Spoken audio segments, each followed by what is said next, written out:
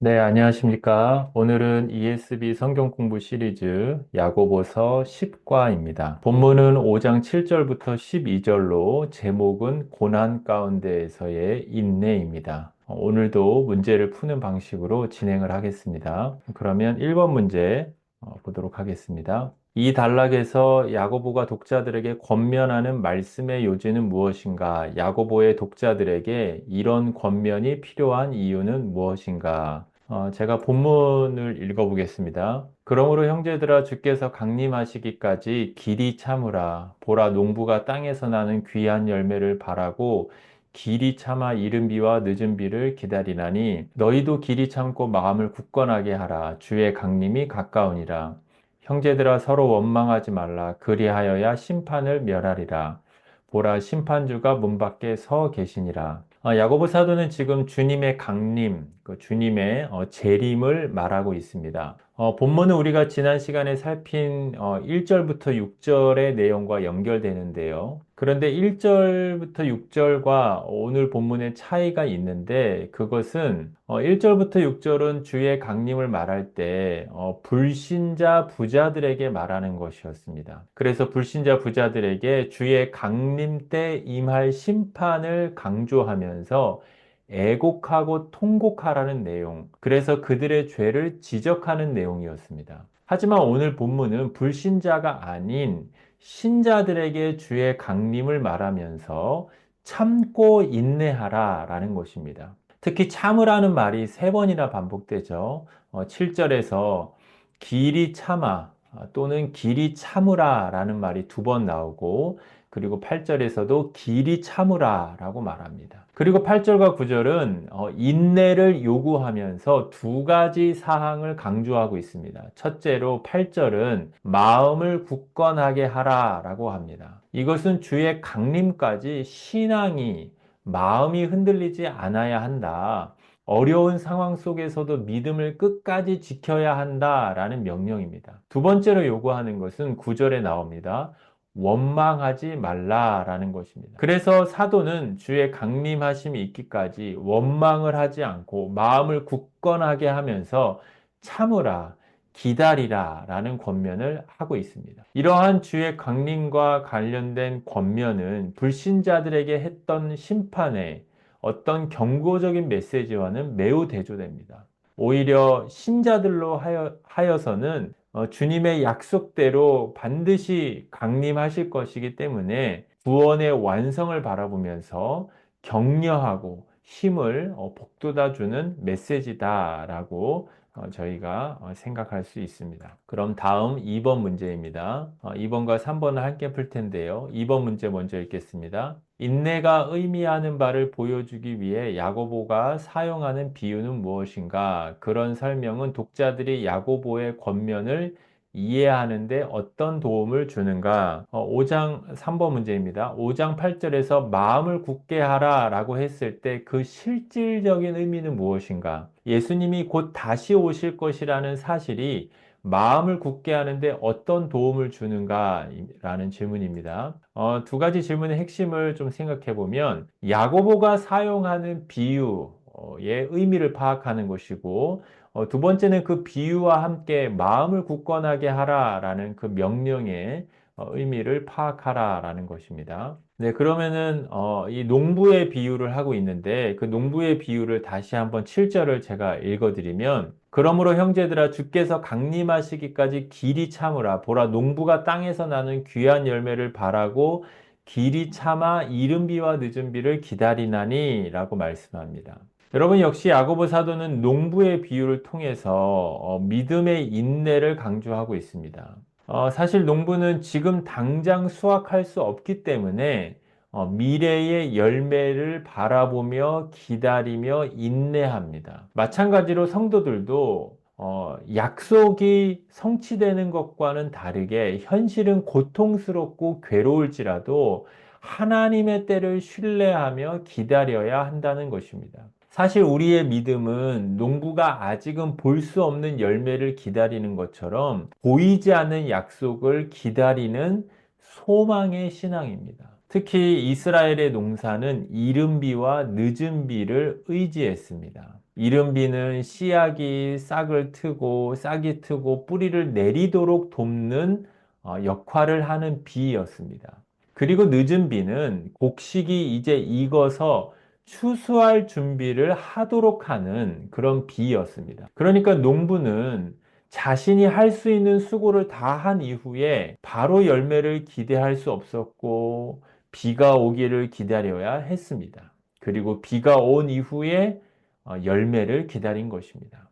이처럼 우리들도 하나님의 때를 기다리는 신앙이 필요하다라는 것입니다. 히브리서 10장 36절은 뭐라고 말씀합니까? 너희가 인내를 필요로 하는 것은 하나님의 뜻을 행한 후에 약속을 받기 위함이라. 그러니까 우리의 신앙도 하나님의 뜻을 따라 순종하면서 기다리는 과정이 필요하다라는 것입니다. 마지막으로 농부는 이 비유를 생각해 보면 조급해하지 않고 끝까지 참아야 합니다. 농부는 하루아침에 열매를 맺지 않는다라는 것을 알기 때문에 참고 기다려야 했습니다. 마찬가지로 성도들도 믿음의 여정에서 인내하며 기다리는 법을 배워야 합니다. 그것을 이제 마음으로 체득하는 것이죠. 성경은 갈라디아서 6장 9절에 보면 선을 행하되 낙심하지 말지니 포기하지 아니하면 때가 이름에 거두리라. 여기서도 역시 열매를 거두는 비유로 말하고 있죠. 내가 포기하면 안 된다. 낙심하면 안 된다. 그래서 정리하면 농부의 비유는 우리에게 인내의 중요성, 이 기다림의 중요성을 가르쳐 주고 있습니다. 두 번째 이제 문제가 요구하는 것은 이 비유와 연결해서 마음을 굳건하게 하라는 것이 무슨 의미인지를 묻고 있습니다. 먼저 이 마음을 굳건하게 하다라는 뜻은 단단히 세우다, 이 견고하게 하다, 흔들리지 않도록 붙잡아 주다라는 의미입니다. 그래서 마음을 굳건하게 하라는 것은 어떤 마음의 내적인 확신과 결단을 가지고 흔들리지 않는 신앙을 유지하라는 것입니다. 그런데 교재의 저자는 실제적인 의미를 묻고 있는데요. 이것은 주님의 재림과 연결지어서 생각할 때 재림을 소망하는 신앙을 분명하게 확고히 하라라는 것입니다. 주님의 다시 오심을 기억하면서 약속이 이루어질 것을 바라보면서 마음을 붙드는 것입니다. 마음을 굳게 잡는 것입니다. 특히 실제적이고 실천적인 의미는 우리의 마음이 세상의 염려나 유혹에 흔들리지 않도록 하는 것입니다. 특히 우리의 감정이나 또 우리에게 주어진 상황이 바뀌기 쉽고 내가 원하지 않는 환경이 될 수도 있고 내가 원하지 않는 조건이 생길 수도 있지만 내 삶의 기준을 나의 삶의 뿌리를 하나님의 말씀에 흔들리지 않도록 두는 것입니다. 그래서 감정 중심의 신앙, 환경 중심의 신앙이 아니라 하나님의 말씀을 붙들고 결단하며 꾸준히 실천하는 이 지속성 있는 신앙의 태도를 가지라는 것입니다. 우리의 삶의 소망을 주님의 재림에 두고 우리의 삶의 목적과 방향성이 하나님을 기다리는 것, 하나님을 향하는 것에 두는 것입니다. 시편 112편 7절 말씀에 보면 그는 흉한 소문을 두려워하지 아니하며 여호와를 의지하고 그의 마음을 굳게 정하였도다라고 되어 있습니다. 그러니까 내 주변에서 어떤 소문이 들리건 내 환경이 어떠하건 내 마음을 굳게 정하는 그 자세를 우리에게 요구하고 있습니다. 다음 4번 문제입니다. 당신도 인내함으로 기다려야 하는 처지에 놓여 있다면 이야기해보라. 어떤 상황에 처해 있는가? 그런 시련 속에서 참고 견딜 수 있도록 도와주는 진리의 말씀은 무엇인가? 그럼 이 질문에 대한 답변은 개인적으로 한번 답변해 보시면 좋을 것 같습니다.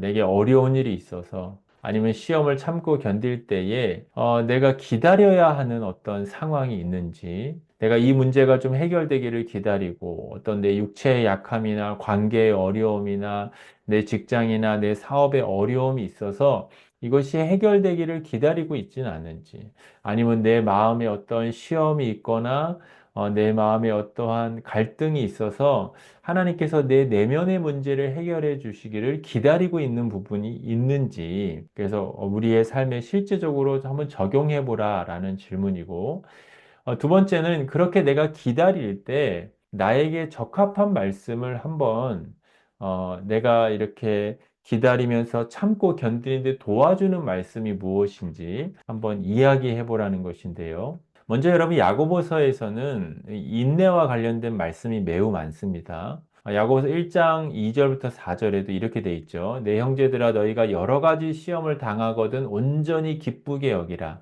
이는 너희 믿음의 시련이 인내를 만들어내는 줄 너희가 알미라. 인내를 온전히 이루라. 이는 너희를 온전하고 구비하여 조금도 부족함이 없게 하려 함이라. 이 말씀은 우리에게 내가 무언가를 기다리고 있을 때, 참고 있을 때, 이 인내하는 상황이 나의 신앙을 성숙시켜 준다라는 말씀이죠. 그래서 내가 지금 고통스러운 이 현실이 결코 무의미하지 않다. 즉, 하나님께서 이런 상황을 통해서 자신의 뜻을 이루고 계시고, 하나님께서 나를 더 그리스도의 형상을 본받게 하시고, 믿음의 장성한 분량으로 자라가게 하신다라는 유익을 가르쳐 주고 있습니다.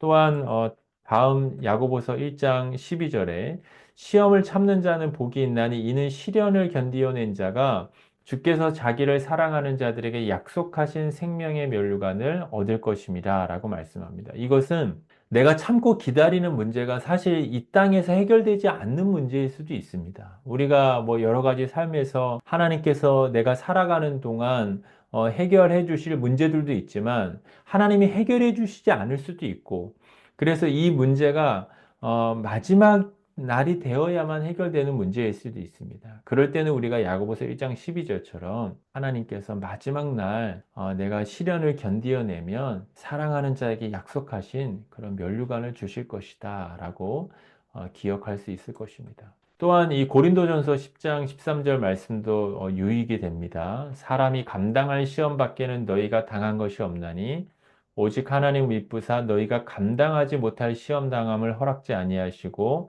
시험 당할 즈음에 또한 피할 길을 내사 너희로 능히 감당하게 하시느니라. 하나님이 내가 당하고 있는 어려움이 감당할 어려움을 주셨다. 하나님이 신실하시다라는 것이죠. 또한 로마서 5장 3절 4절에 다만 이뿐 아니라 우리가 환난 중에도 즐거워하나니 환난은 인내를 인내는 연단은 소망을 이루는 줄 압니다. 그래서 인내하는 과정을 통하여서 하나님은 나의 소망을, 약속하신 소망을 이루어 가신다라는 말씀을 우리가 기억하면 우리의 기다림 가운데 이 말씀이 우리에게 은혜가 될 줄을 믿습니다. 다음 이제 5번 문제입니다. 이 단락에서 구절은 어떤 기능을 하고 있는가? 야고보가 서로 원망하지 말라고 경고하는 이유는 무엇인가? 마음을 굳게 하지 않으며 원망하게 되는 이유는 무엇인가? 대부분의 원망이나 불평의 뿌리에는 무엇이 있는가? 마음을 굳게 함으로써 그런 뿌리를 어떻게 차단할 수 있는지 설명해 보라. 네, 본문 구절을 제가 다시 읽겠습니다. 형제들아 서로 원망하지 말라. 그리하여야 심판을 면하리라. 보라, 심판주가 문 밖에 서 계시니라. 라고 말씀하는데요. 여러분, 왜 오래 참음을 이야기하면서 원망하지 말라고 할까요? 그것은 인내하면서 마음을 굳건하게 해야 할 때, 일반적으로 사람들이 빠지게 되는 죄의 유혹이 불평과 원망이기 때문입니다. 사실 사람은 기다림이 길어질수록 불만과 답답함이 쌓이기 마련이고 특히 내게 주어진 현실에 대해서 다른 사람이나 환경이나 아니면은 과거를 탓하면서 원망을 하는 가능성이 매우 높습니다. 이것은 우리가 설명이 필요하지 않죠. 그런데 이런 원망과 불평의 무서운 점은 이 원망을 듣는 대상, 그러니까 이 내가 속한 공동체가 깨어지고 무너지게 하는 위험이 있습니다. 그래서 사도는 원망하지 말라라고만 말하지 않고 서로 원망하지 말라. 서로가 서로를 탓하고 비방하고 판단하면서 그리스도의 몸된 교회, 내가 속한 공동체를 깨뜨리지 말라라는 것입니다. 특히 저자는 문제를 통해 원망의 뿌리를 묻고 있습니다. 원망의 원인을 묻고 있는 것입니다. 첫 번째로 원망의 원인은 말 그대로 마음을 굳게 하지 못하고 하나님을 신뢰하지 못하기 때문입니다. 하나님께서 내게 약속하신 말씀, 또 하나님께서 이러한 상황을 허락하신 하나님의 성품을 우리가 신뢰하지 못하기 때문에 사실 우리가 어려움 중에도 하나님의 선하심과 하나님의 사랑과 하나님의 전능하심을 우리가 믿는다면 원망하지 않을 수 있습니다. 두 번째로 원망하게 되는 이유는 우리에게 감사함이 없기 때문입니다. 여러분, 사람은 어려움에 처하게 되면, 내가 원하지 않는 상황에 놓이게 되면 자신에게 이미 주어진 것들을 잘 보지 못합니다. 내가 범사에 하나님께서 주셔서 누리고 있는 것들, 일상적이고 소소한 것들, 그건 것들을 보지 않고 나에게 있는 결핍과 부족함만을 보기 때문에 원망하게 되는 것입니다. 하나님께 범사에 감사하는 마음, 내가 하나님 안에서 자족하고 만족하는 마음을 잊어버리면 원망하게 됩니다. 마지막으로 원망하게 되는 것은 사실 영적인 성숙도가 아직 내가 부족하기 때문입니다. 아까 읽었던 야고보서 1장 2절에서 여러 가지 시험을 당하거든 온전히 기쁘게 여기라, 기쁨의 태도를 가지라라고 했는데, 신앙이 성숙하다면 시험 중에 인내하면서도 하나님께 대한 굳건한 마음, 하나님의 약속과 성품에 대한 흔들리지 않는 굳은 마음으로 기쁜 태도를 가지고 있습니다. 가질 수 있습니다. 하지만 신앙이 미성숙하다면 이스라엘 백성들이 출애굽한 이후에 신앙이 미성숙할 때 불평하고 원망했던 것처럼 원망하는 것이죠. 시험이 하나님의 관점에서 나를 성숙해 한다라는 관점을 보기보다는 그저 나를 괴롭게 하는 고통으로만 바라보게 됩니다.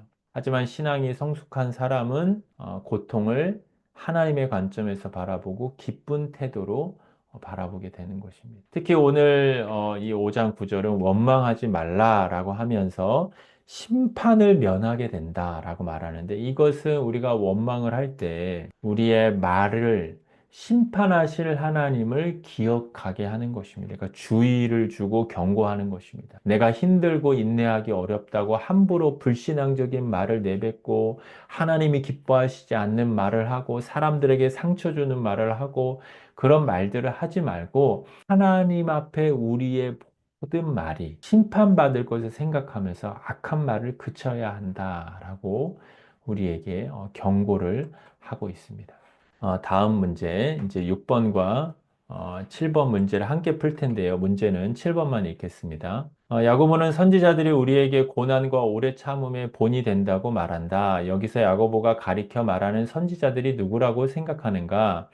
구약에서 고난 중에 오래 참았던 사람들의 예를 말해보라. 먼저 저자는 인내의 모델을 살피는 이유를 묻고 있는데요. 첫 번째로 우리가 인내했던 사람들을 살펴보는 이유는 우리가 인내하고 있는 고난의 의미를 신앙적인 관점에서 우리가 실제적으로 우리의 삶을 해석하는 데 도움이 됩니다. 사실 우리는 어려움이 찾아오면 왜 이런 고난이 찾아오는지 그 이해하기가 어렵습니다. 그런데 고난을 당했던 믿음의 선진들의 삶을 들여다보게 되면 그들의 고난 속에 하나님의 계획과 하나님의 주권이 있었음을 보게 됩니다. 그러니까 고난은 단순한 불행이 아니었고 그들을 영적으로 성장시키거나 하나님 자신의 영광과 일하심을 드러내는 하나님의 분명한 섭리 안에 있다는 것을 우리가 이제 성경을 보면서 보게 되는 것이죠. 그런 관점을 가지게 되는 것이죠.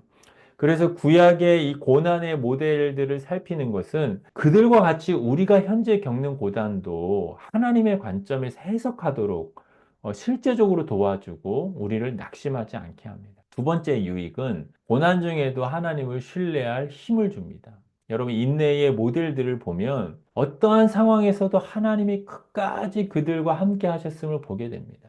욥이 극심한 고난을 겪었을 때 결국은 하나님을 더 깊이 만나게 되고 신앙이 성숙하게 됩니다. 이런 본을 통해 우리도 어려움 속에서 하나님이 나와 끝까지 함께 해주셔서 내가 하나님을 귀로만 듣고 알다가 이제 하나님을 눈으로 보는 것처럼 하나님을 알게 하시는, 하나님이 지금도 나와 함께 하고 계셔서 하나님이 일하고 계시다라는 신뢰를 가지게 되는 것이죠. 세 번째로 우리는 인내의 모델을 통해서 조급함을 버리고 기다릴 수 있습니다. 사실 우리가 인내할 때에 하나님은 즉각적으로 응답하시기보다 그 기나긴 과정 속에서 우리를 연단하기 원하십니다. 우리에게 긴 시간을 요구하시는 것이죠. 예를 들어 모세는 40세가 아닌 80세까지 40년 동안 기다렸고, 다윗도 기름 부음 받고 오랜 시간을 지나서 사울을 피해 도망 다니면서 30세가 돼서야 왕이 되었고 통일 왕국의 왕이 될 때까지는 7년 반을 더 기다렸습니다. 여러분, 이러한 사례들을 보는 것은 우리도 믿음의 선진들처럼 인내해야 할 시간이 매우 길다라는 것을 교훈받게 됩니다. 그래서 우리로 하여금 자연스럽게 조급하지 않고 하나님께서 정하신 우리가 알지 못하는 때까지 참고 기다리도록 하는 것입니다. 네 번째로 인내의 모델이 주는 유익은 신앙은 단순한 이론이 아니라 구체적인 현실이 되게 하는 것입니다.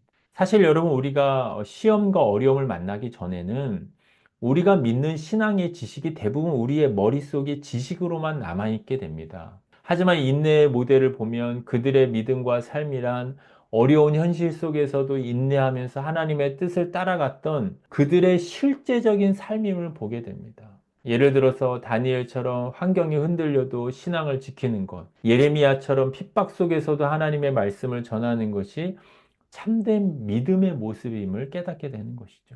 그래서 신앙생활은 머리로 하는 것이 아니라 실제적으로 삶에서 실천하게 되며 이러한 신앙의 원리, 내가 고난 속에서 인내하고 참으면서 하나님의 뜻이 이루어지고 하나님의 영광이 드러나는 그런 방식들과 원리들이 고난의 인내함을 통해서 우리 각 개인에게 내면화되고 주관적으로 적용하게 되고 우리의 삶에서 체득하게 되는 것입니다. 여러분께서는 성경의 인물들 중에 누구를 인내의 모델로 생각하십니까? 예를 들어서 야고보서가 욥을 제시하고 있는데 욥은 한순간에 재산과 자녀와 건강을 잃어버리는 극심한 고난을 겪었습니다. 하지만 욥은 믿음을 지켰습니다. 특히 친구들과 논쟁하며 고난의 이유를 이해하려 했지만 결국 고난의 답을 얻지 못하는 가운데서라도 하나님의 주권을 인정하며 겸손히 순복했습니다. 내 아이의 가는 길을 오직 그가 아신다. 그리고는 하나님께서 나를 정금과 같이 나오게 하실 것이다. 또 다른 모델은 요셉입니다. 요셉은 억울하게 형제들에게 팔려 노예가 되고 억울하게 감옥에 갇히기까지 했습니다. 하지만 고난 속에서도 하나님을 신뢰하며 자신에게 주어진 삶을 성실하게 감당했습니다. 특히 결국에 애굽의 총리가 되었는데 그때 총리가 된 이후에 자신을 먼저 애굽에 먼저 보내셔서 아브라함의 후손들을 기근 중에 구원하시려는 하나님의 섭리를 이해했고 그랬기 때문에 자신의 형들을 용서하고 사랑하였습니다. 이러한 고난과 인내는 우리의 고난과 인내가 하나님의 계획 속에서 분명한 목적을 이루어가기 위한 과정임을 우리를 보여주고 또한 우리를 격려하고 도움을 준다라고 우리가 생각할 수 있습니다. 다음 8번과 9번 문제를 함께 풀겠습니다. 우리 문제는 8번만 읽겠습니다. 11절에서 야고보는 신자들이 시련 속에서도 인내함으로 굳게 서도록 위로와 격려의 말씀을 전하고 있다. 위로와 격려를 주는 이 두 가지 말씀은 무엇인가? 여러분, 11절의 말씀이 주는 두 가지 위로와 격려의 메시지를 확인하라 라는 질문인데요. 첫 번째 메시지는 인내하는 자는 결국 하나님의 복을 받는다는 것입니다.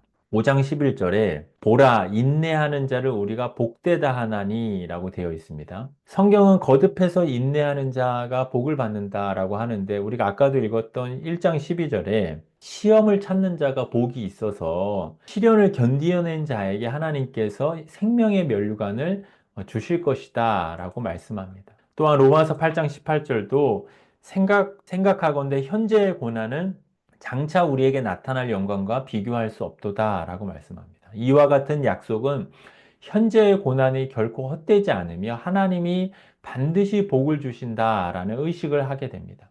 사실 욥도 극심한 고난을 겪었지만 끝까지 인내한 이후에 하나님께서 갑절의 회복에 복을 주셨습니다. 물론 성경이 말하는 복은 이 세상에서 받는 복도 있지만 종말론적인 복입니다. 그래서 예수님께서 강림하실 때 우리가 받게 될 영생의 복입니다. 그래서 욥이 갑절로 복을 받은 것은 우리가 인내한 이후에 천국에서 받게 될 복을 예고편처럼 보여주는 복으로 우리가 생각할 수 있습니다. 그다음에 두 번째 메시지는 하나님은 자비롭고 긍휼히 여기시는 분이시라는 것입니다. 주는 가장 자비하시고 긍휼히 여기시는 이시라라고 말씀합니다. 하나님은 고난을 주시지만 우리를 고통스럽게 하시는 것을 즐거워하시거나 우리의 아픔을 깊이 이해하지 못하시거나 우리의 고통에 무감각하신 분이 아닙니다. 도리어 예레미야 애가 3장 33절에 보면 주께서 인생으로 고생하게 하시며 근심하게 하시면 본심이 아니시다라고 말씀합니다. 그리고 예레미야 29장 11절에 보면 여호와의 말씀이니라 너희를 향한 나의 생각을 내가 안하니 평안이요 재앙이 아니니라 너희에게 미래와 희망을 주는 것이니라. 하나님은 바벨론 포로에 끌려간 그 가장 비참한 상황 속에서도 하나님의 본심은 너희를 고생하게 하는 것이 아니고 너희에게 평안을 주고 너희에게 미래와 희망을 주려는 것이다. 여전히 우리는 세상의 바벨론 속에 있지만 하나님은 우리에게 사랑하고 계시고 무궁한 사랑으로 우리를 사랑하시며 특별히 하나님께서 우리 속에 두신 성령님을 통하여 우리와 함께 탄식하고 계시며 우리와 함께 짐을 지시는 자비로운 분이시고 은혜로운 분이시다라는 것을 우리가 생각해야겠습니다. 다음 문제, 10번 문제입니다. 12절에서 야고보가 말하려는 것은 무엇인가? 불경건하게 맹세하는 일은 인내심 없고 굳세지 못한 마음을 어떻게 드러내는가? 굳게 서지 못한 마음이 어떻게 우리를 불경건한 맹세의 유혹에 넘어가게 하는가? 5장 12절을 읽겠습니다. 내 형제들아 무엇보다 맹세하지 말지니 하늘로나 땅으로나 아무 다른 것으로도 맹세하지 말고 오직 너희가 예하면 예하고 아니요 하면 아니요 할 것은 너희가 정죄에 빠지지 않게 하려 함이라. 야고보는 5장 7절부터 11절에서 인내하라, 마음을 굳게 하라라고 권면을 했었고 이어서 12절에서 맹세하지 말라라고 경고합니다. 특별히 12절은 모든 맹세 자체를 금한다기보단 무의미하고 가벼운 맹세, 지키지 못할 맹세를 하지 말라라는 것입니다. 그래서 결국 우리가 이 말하는 것은 결국 지키지 못할 무의미하고 헛된 맹세의 원인이 지금까지 우리가 살펴본 인내하지 못하는 마음 그리고 굳건하지 못한 믿음에서 비롯된다는 것입니다. 그러니까 이 11절까지 말해온 것과 12절에 맹세하지 말라는 것이 전혀 상관없는 교훈들이 모여 있는 것이 아닙니다. 여러분, 우리가 한번 인내하고 고난을 당하고 있는 시험의 상황에 있다라고 생각해 보면, 여러분, 헛되고 가벼운 맹세와 같은 말은 어느 상황에서 나올까요?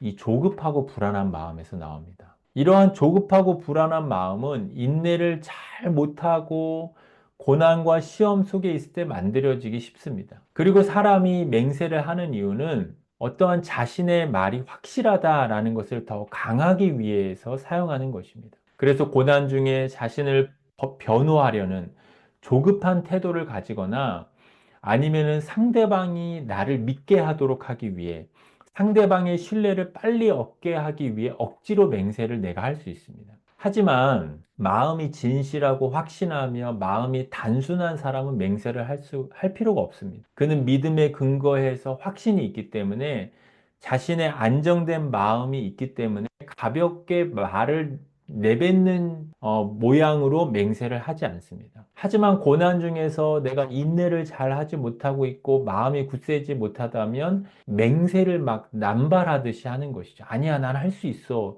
내가 맹세할게. 너가 나를 믿어도 돼. 이렇게 되는 것이죠. 그래서 아이러니하게도 자신의 말을 스스로 신뢰하지 못하는 상황에서 타인의 신뢰를 억지로 얻으려는 의도로 맹세를 하게 되는 것입니다. 즉, 믿음을 잃은 자의 말에는 보증할 수 없는 헛된 맹세의 말이 나오는 것입니다. 그래서 이어서 야고보 사도는 맹세를 하지 말고 예는 예, 아니요는 아니요라고 말합니다. 이것은 맹세를 완전히 금하는 것이 아니라 마음가짐, 정직하고 믿음의 굳센 믿음과 단순한 마음을 말하는 것입니다. 특히 이러한 정직함은 하나님의 주권을 믿는 견고하고 안정된 심령에서 나오는 것입니다. 여러분, 우리가 스스로 말을 정말 진실하고 정직하고 사람들에게 믿음을 주는 말을 확실하게 하고 싶을 때가 있습니다. 하지만 우리가 그런 말을 하고 싶어도 그런 말이 나오지 않습니다. 그런 말이 되지 않는 경우가 많습니다. 왜냐하면 확실하고 정직한 말은 하나님과의 바른 관계에 있을 때, 내가 하나님을 신뢰할 때 나오기 때문입니다. 사람은 불완전한 존재이고 사람은 나 자신에게나 다른 사람에게 확신을 줄 수 없는 존재입니다. 사람은 오로지 하나님을 나의 굳건한 반석으로 여길 때, 하나님을 믿는 믿음이 분명할 때, 나의 미래의 일에 대해서나 자신에 대해서나 타인에 대해서 담대하고 분명하게 말할 수 있습니다. 그러므로 우리는 가벼운 말, 맹세의 말, 헛된 말, 이런 말을 하지 않아야 되겠고, 또 우리가 그런 말을 하고 있다면 우리의 믿음을 돌아보는 것이 필요하겠습니다. 마지막 11번 문제입니다. 5장 12절과 4장 13절부터 15절 사이에 연관성이나 유사성은 없는가? 만일 그렇게 생각한다면 어떤 점에서 그러한가? 우리 한번 야고보서 4장 13절을 한번 보겠습니다. 들으라 너희 중에 말하기를 오늘이나 내일이나 우리가 어떤 도시에 가서 거기서 1년을 머물며 장사하여 이익을 보리라 하는 자들아 라고 말씀합니다. 여러분 우리가 이 야고보서 4장 13절에 보면 지난번에도 살펴봤는데 부자들이 하는 말이 나옵니다. 이들은 내일 또는 내년까지 장사를 하면서 이익을 보겠다라고 말을 하고 있습니다. 근데 이 교재의 저자는 이 말과 4장 13절의 말과 5장 12절에서 이 헛된 맹세의 말의 연관성을 살펴보라 라는 것입니다. 먼저 여러분 야고보 사도는 4장에서 자신의 미래를 자기 마음대로 계획하는 교만한 태도를 경계하고 있는데 성경은 안개와 같이 쉬 사라지는 인간의 연약하고 유한한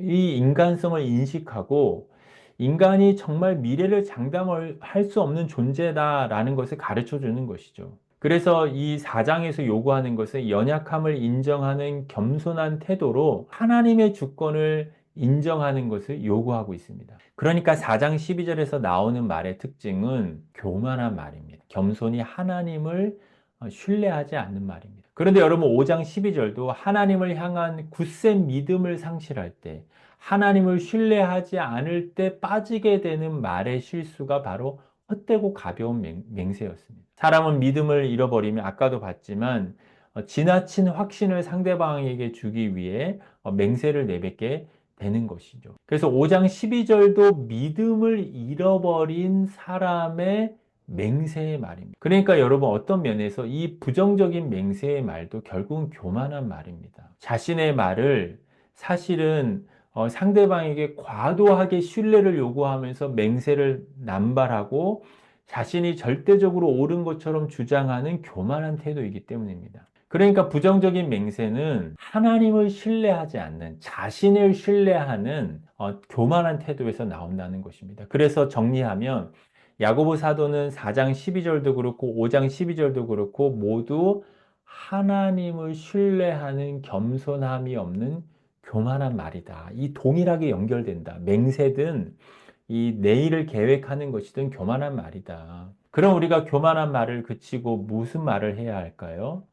4장 15절에 보면 너희가 도리어 말하기를 주의 뜻이면 우리가 살기도 하고 이것이나 저것을 하리라 할 것이거늘 이라고 말합니다. 우리가 말할 때 주님을 신뢰하면서 주님의 주권을 인정하면서 제가 주님의 뜻을 따라서 행하겠습니다. 주님의 뜻을 따라서 네 하고 주님의 뜻이 아니면 아니요 하겠습니다라는 단순하고 겸손한 말을 하라는 것입니다. 이것이 참 우리에게 어려운 것 같습니다. 우리의 말은 참 우리의 신앙을 보여줍니다.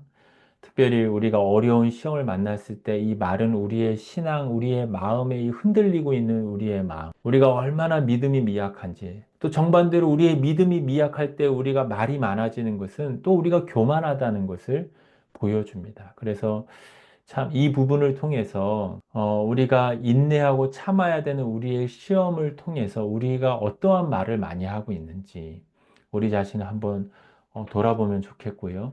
또한 긍정적으로는 하나님께서 우리가 인내하고 참고 있는 시험 가운데 하나님께서 여전히 자비롭고 긍휼이 풍성하신 분이시다. 하나님께서 우리를 사랑하고 계시고 우리를 붙들어 주고 계시고 또 이러한 일들을 통해서 우리를 성숙해 하시며 또 우리에게 복을 주실 것이다. 라고 우리가 좀 이 본문, 이 공부한 내용들을 우리에게 좀 적용했으면 좋겠습니다. 그래서 혹시 이 강의를 듣는 분들 중에 참고 기다리고 계신 분들, 인내하신 분들에게 하나님의 이 말씀이 위로가 되시기를 바라고 또 이 말씀을 통해서 우리가 더 기다리고 또 인내하며 또 하나님의 사랑의 성품과 또 그 말씀을 붙드는 계기가 되시기를 진심으로 축원합니다. 제가 마지막으로 기도하겠습니다. 사랑이 많으신 하나님, 우리가 현실을 바라보고 또 우리의 조건을 바라보면서 우리가 흔들릴 때가 많이 있고 또 그럴 때 우리가 가벼운 말들, 또 교만한 말들을 하게 됩니다. 우리의 말들을 통해 우리의 신앙을 돌아보게 해주시고 또 우리의 자신을 돌아보며 회개하며 또 다시 인내하고자 하는 그런 결심과 은혜를 허락하여 주시기를 원합니다.